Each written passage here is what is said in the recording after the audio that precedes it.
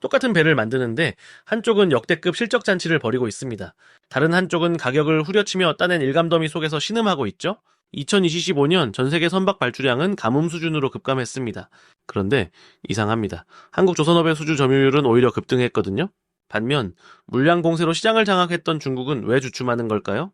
이건 단순히 메이드 인 코리아가 더 좋다는 이야기가 아닙니다.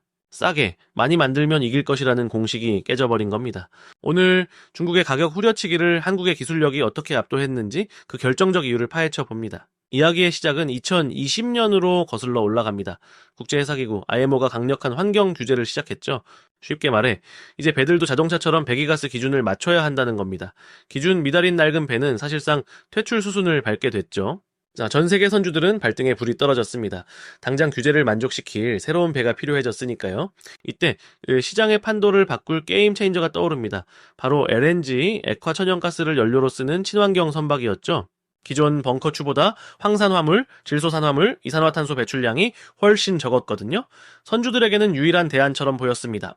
이 거대한 변화의 갈림길에서 한국과 중국은 전혀 다른 선택을 합니다. 먼저 중국의 전략입니다. 그들은 규모의 경제를 택했습니다. 정부의 막대한 보조금을 등에 업고 저가 수주에 나섰죠. 상대적으로 기술 장벽이 낮은 컨테이너선이나 벌크선 같은 범용선박 시장을 싹쓸이하기 시작합니다. 덕분에 수주량 순위에서는 단숨에 한국을 제치고 세계 1위로 올라섭니다. 겉보기에는 완벽한 승리처럼 보였죠? 네. 하지만 이 전략에는 치명적인 약점이 있었습니다. 바로 수익성이었죠. 싼 값에 수주하다 보니 배를 만들어도 남는 게 별로 없었습니다. 게다가 기술력이 필요한 부분에서는 계속 발목을 잡혔습니다. 특히 친환경 선박의 핵심 기술은 단기간에 따라잡을 수 있는 게 아니었거든요. 반면 한국은 정반대의 길을 걸었습니다.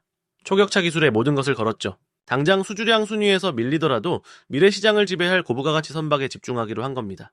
그 중심에는 바로 LNG 운반선이 있었습니다. 이 배는 그냥 큰 쇳덩어리가 아닙니다. 바다 위에 떠다니는 거대한 초저온 냉동고죠.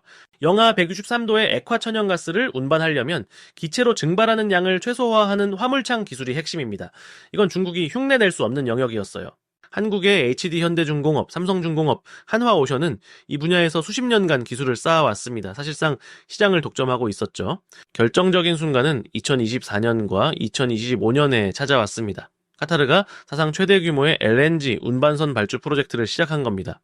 결과는 어땠을까요? 100척이 넘는 발주 물량을 한국 조선 3사가 거의 싹쓸이 했습니다. 중국은 단 한 척도 제대로 수주하지 못했죠. LNG선 한 척의 가격은 약 3,500억 원, 중국이 만드는 벌크선 4, 5척과 맞먹는 가격입니다. 수주량은 적어도 실제 벌어들이는 돈은 비교가 안 됐던 겁니다. 한국조선업이 오랜 불황의 터널을 지나 역대급 실적을 기록하기 시작한 순간이었죠. 여기서 끝이 아닙니다. 시장은 이제 LNG를 넘어 다음 세대 친환경 연료로 넘어가고 있습니다. 바로 암모니아와 메탄올입니다. 이 연료들은 연소 과정에서 탄소를 아예 배출하지 않는 무탄소 연료로 주목받고 있죠.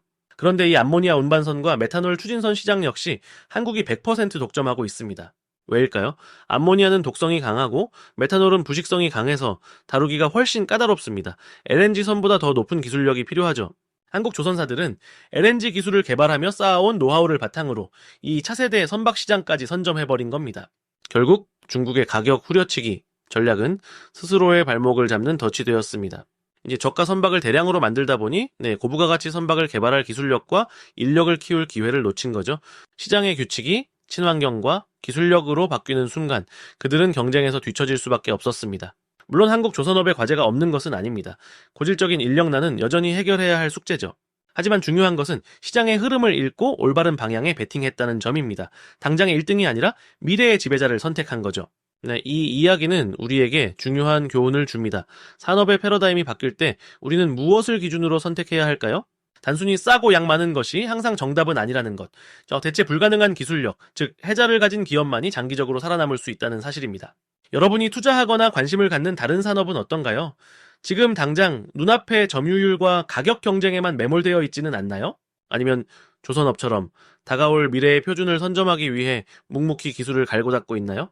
오늘 우리가 살펴본 한국 조선업의 압도적인 승리는 바로 이 질문에 대한 명확한 답을 보여줍니다. 가격 경쟁의 붉은 바다, 즉 레드오션에서 벗어나 기술력이라는 푸른 바다, 블루오션을 찾아낸 전략적 선택의 승리인 셈입니다. 자, 오늘 이야기가 흥미로우셨다면 구독과 좋아요를 통해 경제 드라이브의 다음 여정에 함께 해주세요. 여러분의 생각은 어떠신가요? 한국 조선업의 미래, 그리고 중국의 다음 전략은 무엇일지 댓글로 자유롭게 의견을 나눠주세요.